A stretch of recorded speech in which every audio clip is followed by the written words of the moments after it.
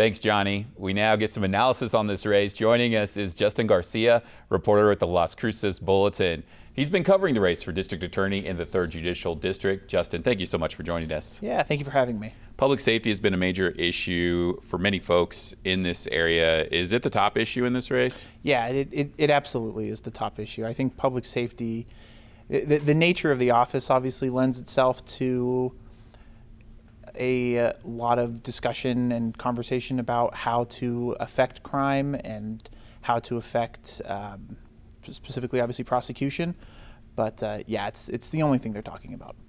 Some of the candidates that you have covered in this race have brought up bail reform, the issue of that. Can you kind of share with us a little bit of analysis of what's being brought up? Yeah, so bail reform, it's being brought up in a couple of different contexts, right? Bail reform is one of those things that I think people bring it up and they sometimes mean different things. But in the context of this race, the incumbent brings up bail reform a lot. Gerald Byers brings up bail reform a lot because it's one of the things that he points to as being a systemic challenge that any district attorney, including him, has to sort of work around. And the other candidates have looked to it and said, well, you know, the office should be pushing more for pretrial detention, which is the system that's in place to, if a prosecutor believes that a defendant is dangerous and that there are no conditions of release that can keep the public safe, that person should be held essentially indefinitely until trial, that they should be using that more or using it in different circumstances. But the line between those two spaces has been the incumbent feels, well, this is a systemic thing and this is just how it is, and the challengers say, well, you know, you can be doing this and you can be doing that and you can be doing that. So that's been essentially the line for that. Behavioral health, a major concern for a lot of folks in the area. It's been brought up in this race as well. Can you tell us a little bit about how it's been brought up with the candidates? Yeah, definitely. I mean, I think the space that comes out in is through discussion and conversation about diversionary courts. That's the primary. So obviously, the district attorney's office is not like a mental health hospital or really capable of doing that. But there's been a lot of the candidates. Actually, every candidate has said that bringing more people into diversion courts is something that they would prioritize if elected. So this seems something that most or all of the candidates are in favor of? Yeah, I don't think any of them. They have different opinions about when to do that, right? I think candidate Sherry Booth has talked a lot about wanting to take those diversion courts, essentially wanting to a lot of times with diversion courts you have to be convicted before you get access to that stuff, right? A lot of the candidates, including Sherry Booth, have said, well, how do we get people access to these resources before conviction? So there's certainly a ripple effect if you do have the conviction or felony on your record. Yeah, you know, things like it affects your ability to do anything really, get a job, buy a house, all that kind of basic stuff. So, yeah, especially when it comes to like Veterans Court, that's a big space in which there's a lot of conversation about trying to get people resources, you know, trying to get defendants resources before they're convicted, and potentially as an alternative means of conviction. It's kind of is a good segue to talk about competency issues. Yeah. I know this is something that the candidates have brought up in different forums. You've done some extensive reporting on just the history of competency in New Mexico. Can you share with us a little bit about that? Yeah, well, I tricked my editor into letting me talk about the 100-year history of competency and how there's a case from the territorial days that affects the way we think about it now a lot. But it's essentially it's more narrow, I think, than people often think. It's if I was a defendant in a case, right? There's a sort of fundamental question about if I'm unable to assist in my own defense, if I'm unable to understand kind of the what's happening and what's going on, and I can't contribute to my defense at all, then there's this question about, well, can that person really be held? Can that person really be tried if they're not really aware of what's going on, right? And so then if the answer to that is no, then it brings up all these other questions about, okay, well, what do you do with this person, right? For very serious cases, oftentimes that person is sent to the mental health hospital in Las Vegas. In a lot of lesser situations, that's not the case. What'll happen a lot of times is they'll maybe receive some treatment.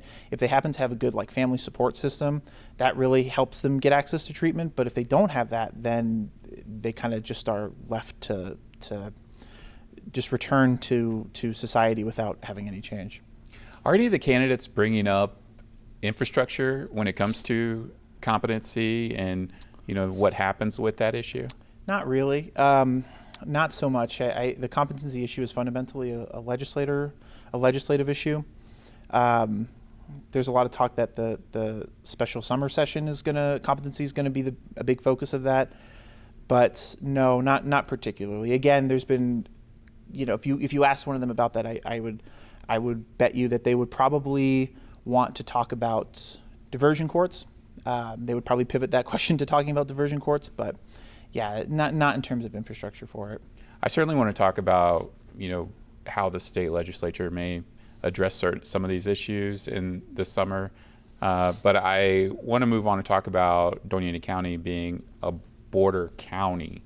Now, some of the candidates have brought this issue up. Can you share with us how they're talking about how they would be in this role serving in a border county? When we, as part of the bulletins reporting on this, we surveyed our readers, and issues around immigration were one of the really common things that our readers wanted us to ask the candidates. Immigration is obviously, it's legally speaking, it's a federal issue, right? So if somebody crosses into the United States, that's a federal question, not a state of New Mexico question. The incumbent Gerald Byers has, oftentimes during debates and forums and in my interviews with him, he's brought up a recent initiative of his office to collaborate with Border Patrol, specifically in some issues around in the Sunland Park area. A lot of times you'll see situations where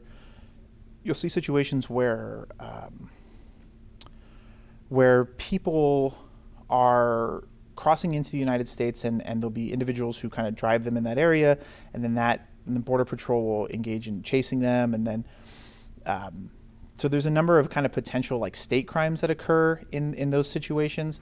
His office is attempting to prosecute more of those.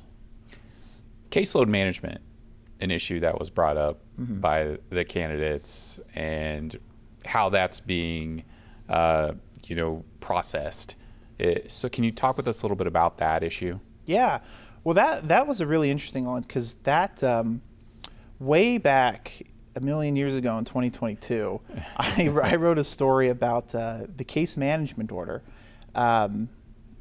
It's essentially a Supreme Court decision to essentially expedite what's the caseload of the Third Judicial District Court.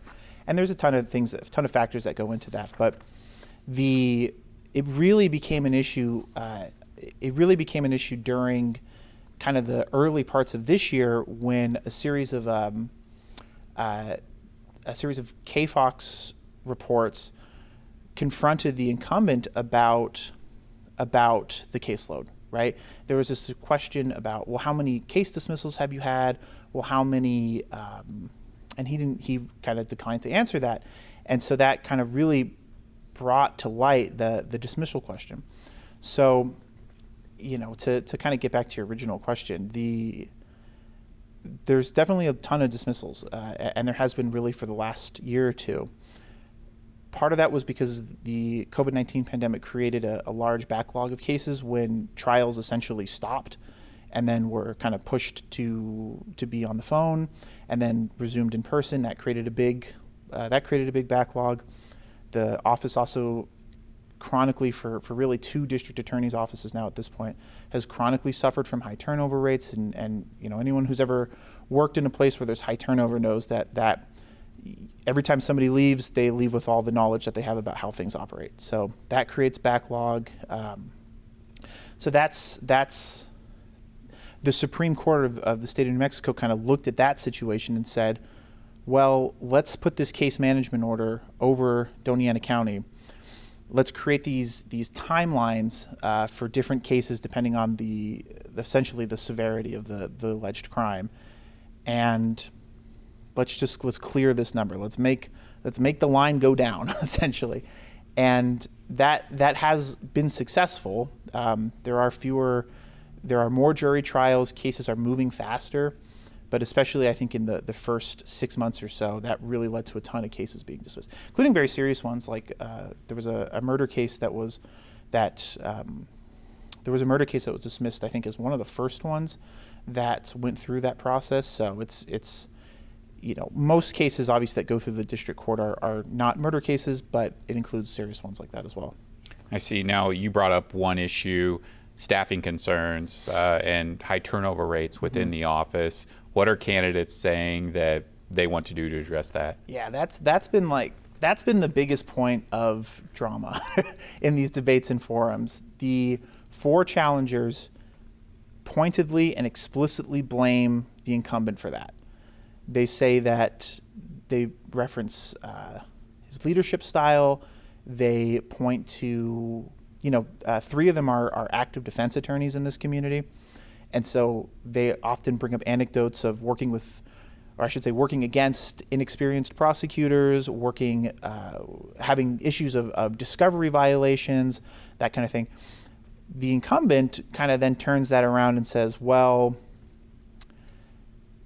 there's a number of, he points to this kind of more system-wide issue of, well, there's not that many lawyers in this community. There's a number of issues. He's spoken about, we're only funded to have so many issues as a state entity, only funded to have so many positions as a state entity.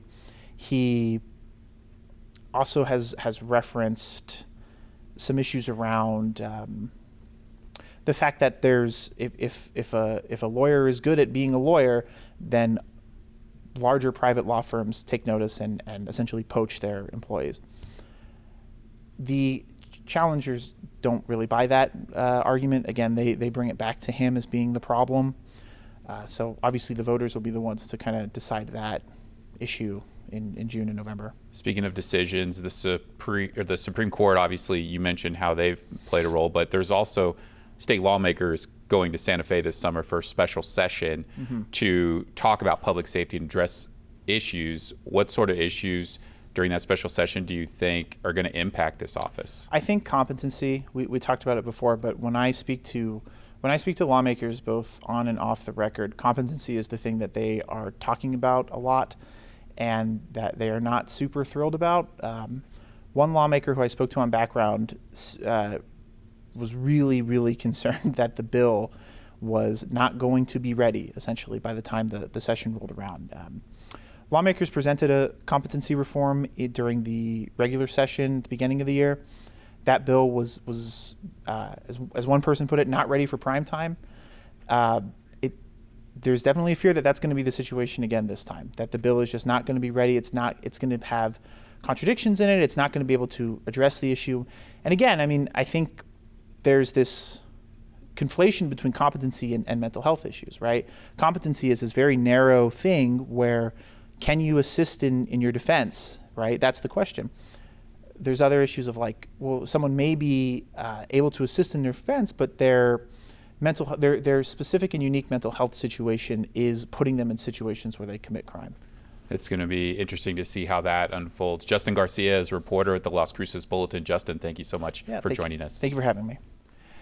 That's all of our time for this special Newsmakers. Thank you to all of the candidates who joined us for this program, and a special thanks to Justin Garcia for sharing his reporting on this race with us.